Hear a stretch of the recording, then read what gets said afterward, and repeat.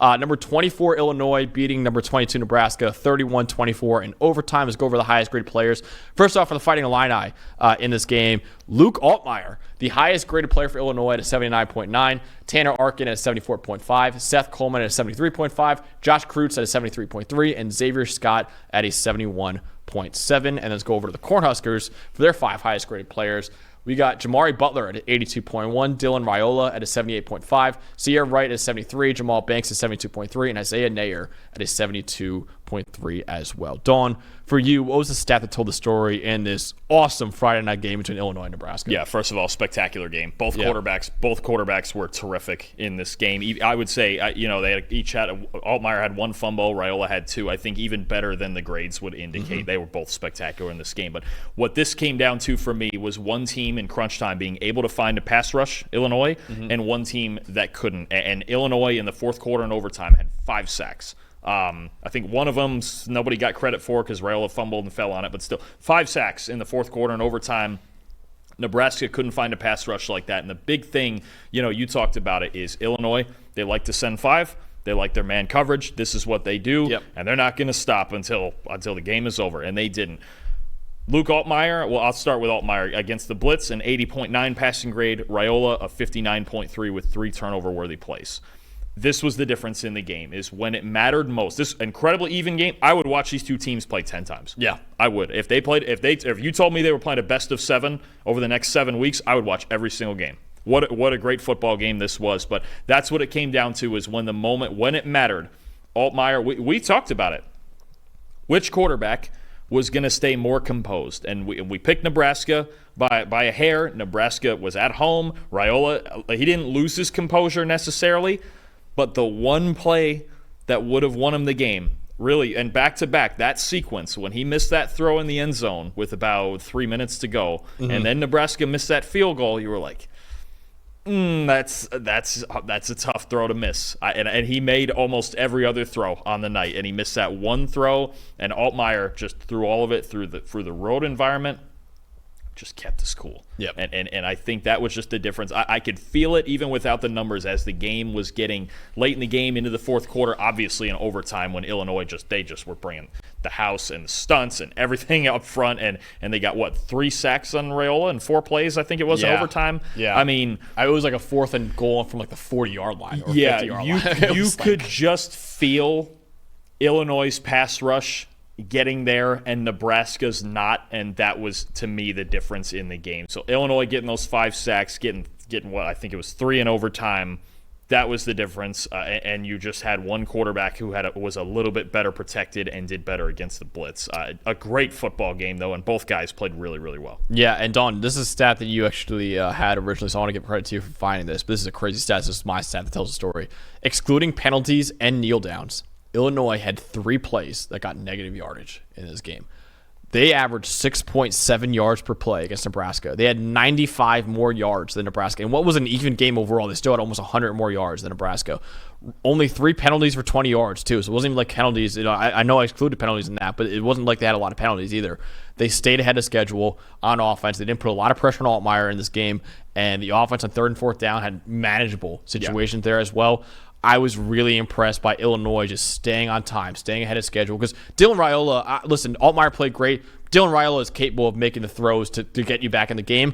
Altmyer is a really solid quarterback. I don't know if he was behind schedule. I don't know if Illinois would have won this game. But the fact that they were able to just stay ahead of schedule, get manageable situations on 3rd and 4th down, not even play that many 3rd and 4th downs either, that was what I thought really won this game for Illinois, was just staying on schedule on offense. And it wasn't to the differential of USC, Michigan, but Illinois, just by a bit, was the more physical team in this game, too. You could just feel like, especially as the game wore on, they ran the ball a little bit better, staying ahead of the chains. And look, I think Brett Bielema's got to be thrilled to hear that. 3 negative plays for an entire game. That's insane. That is spectacular. And only 3 penalties, too. And only 3 penalties. Yeah. Look, Illinois, their offensive line is much better. I talked about in the preview, J.C. Davis and Melvin Priestley. Yep. Big-time additions that have changed this football team. And their offensive line is night and day from last year. And it makes the difference for Altmyer. My most impressive is Luke Altmyer. It has to be. right now. And what's funny is he was one of the harder evaluations. When I watched all of the Power 5 quarterbacks over the summer, he was one of the hardest ones because I'm watching it and I'm like, this guy's like pretty good, especially when he's kept clean, but he's never kept clean. And there was so many sacks in his tape last year. I mean, he got knocked out for the season eventually because he got sacked and he hit his head on the turf and he got a concussion.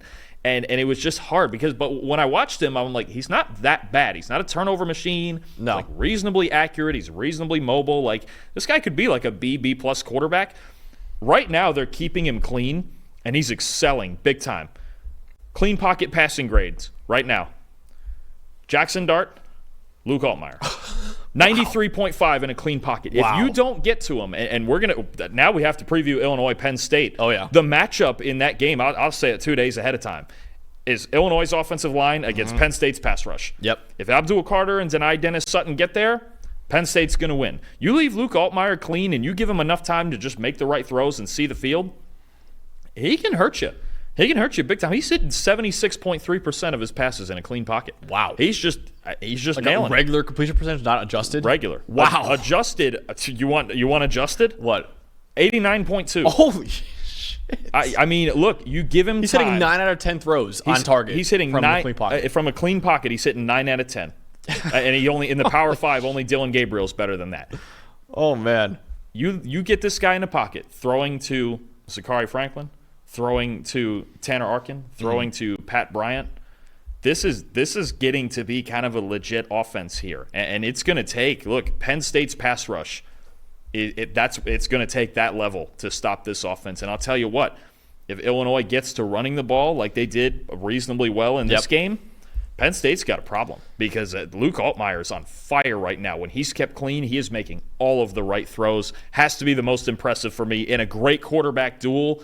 He made just a few more plays, maybe even just 1 or 2 more plays than Raiola did, but their pass protection, you're going to go into it now, their pass protection too, I cannot tell you the level of difference in their offensive line play from last year and this year. Brett Bielema has done just such a great job. Unbelievable job, honestly. And Altmyer in that environment too, at Nebraska. Like he went in there and was calm. He doesn't have a pulse. Yeah, if he's back there in a clean pocket, there is no pulse. He was calm, cool, collected. He's hanging out playing 7-on-7. Absolutely. The Illinois offensive line was, for me, the most impressive part. They averaged 4.7 yards per carry in this game. A lot of that due to the offensive line. And Luke Altmyer just mentioned it. His average time to throw down was 3.05 seconds. Usually, the average for a quarterback's around 2.5, 2.6, 2.7. He was holding on to the ball for over 3 seconds in this game, and they still were protecting it at an elite level. Only surrendered 6 pressures all game on 35 dropbacks, and neither of the sacks that Luke Altmyer took were their fault. I believe it was charged to Altmyer for holding onto the ball for too long, for breaking a pocket, whatever. So neither of the sacks were the offensive line's fault either. Josh Kreutz, 77.2 grade. Didn't surrender pressure all game. 71.2 run blocking grade as well. 3 starters on that offensive line for Illinois earned a 65-plus grade. And really the most impressive part about this, Nebraska's defensive line a couple weeks ago won that game against Colorado. Shedeur Sanders was under pressure all game. He had no chance back there. So you came into it saying, okay, the Illinois offensive line has played great so far. This is their first real big test, though, and they passed it with flying colors against Nebraska. Nebraska's pass rush could not get anything against Luke Altmyer in Illinois in this game. So the offensive line for Illinois, I want to shout them out. They were fantastic, and I know Altmyer is great, and he probably won them that game, but I think the offensive line is right there with them for winning that game for Illinois. It's hand in hand, because that was the biggest problem last year. Is it really in all phases, they could not function up front last year, and it was killing Altmyer here. I just wanted to find it real quick. As a team pass blocking grade, last year they were 117th in the country. They're up to 41st this year. And this is with big jump. This is with 2 new tackles. They're legitimately above average now in pass protection. After last year, they were horrendous. I mean, they just you could feel it watching them. It was like Altmyer doesn't have a chance back there. It was one of the hardest evaluations I did all summer, because I was just like, I need to see this guy behind an offensive line, like a good offensive line. And props to also the same, you mentioned Kreutz, and that same interior 3 that came back and is playing a little bit better. But again, the addition of those 2 tackles, and as good as they're playing, That's one of the most improved units on any team in the country this year is Illinois' offensive line. Do we know how hurt Priestley is? I know he got hurt in that game. Did he not come back in? I think he might have come back. Okay, I thought he like turned an ankle or something and came back in. Okay, good. Yeah, because he's been spectacular all year. And I could tell you already. Whichever one of us has Illinois' offense, that's the easy. If you want me to take it, I'll take it. That's the easy matchup. It's like the UCF Colorado. It's the easy matchup. Is the run D. Yeah, this is the easy matchup. It's just it's that easy. But no, big props to Illinois and Brett Bielema and their offensive line and everything they're doing up front, because that's one of the biggest just unit jumps in the entire country. Also, I want to shout out too, because we mentioned in the preview, their man coverage against Nebraska was lockdown. Lockdown. So they did a great job blocking down those receivers as well. So